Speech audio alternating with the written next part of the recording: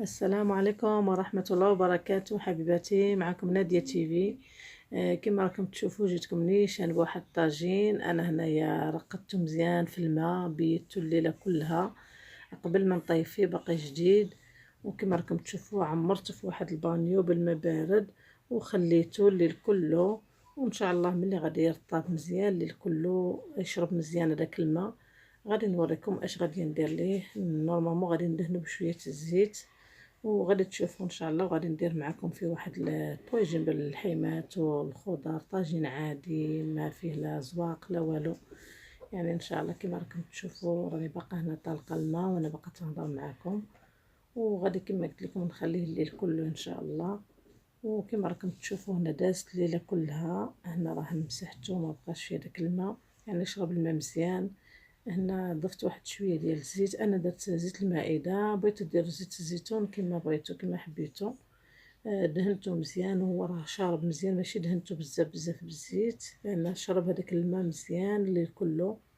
ودورته كله بالزيت. وغادي ندير واحد شويه الغلاقه ديالو، ماشي ضروري، راكم عارفين التحت ديال الطاجين اللي خاص يكون باش ما يتشققش لينا.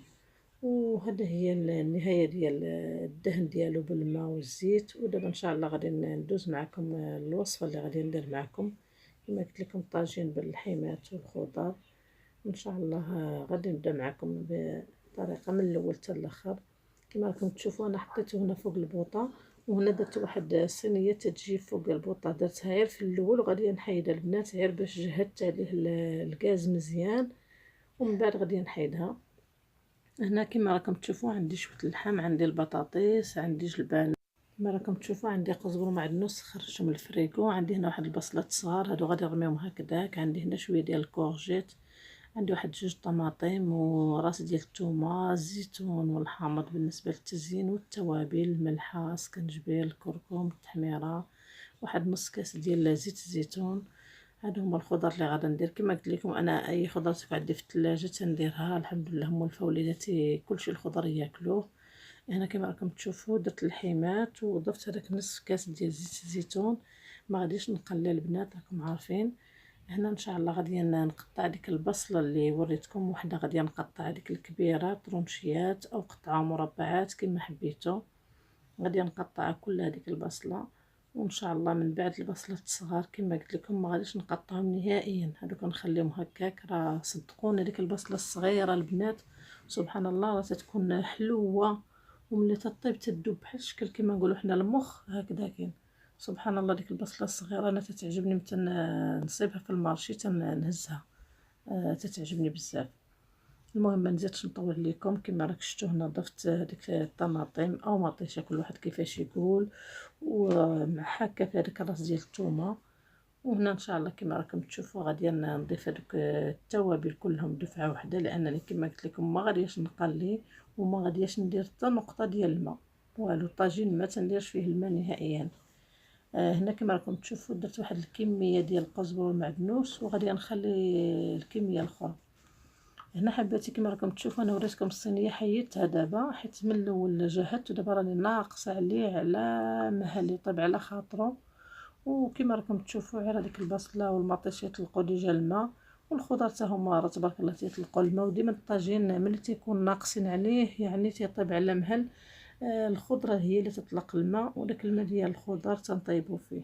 الطاجين اللي بغيتو يجي بنين هو نقصوا عليه وما تجاهدوش عليه. الصراحه الطاجين يطيب على خاطره بالاحسن. هنا كما تشوفوا حباتي غادي الشكل اللي غادي ندير الشكل ديالي، واللي حاب يدير هذا الشكل اللي بغى يرمي كلشي مره واحده. المهم انا هنا ندير شويه ديال القرعه كما راكم تشوفوا قطعتها طوال، شويه ديال البطاطا. المهم تنتما غادا مع الطاجين كله. نخليكم مع الصور حبيباتي.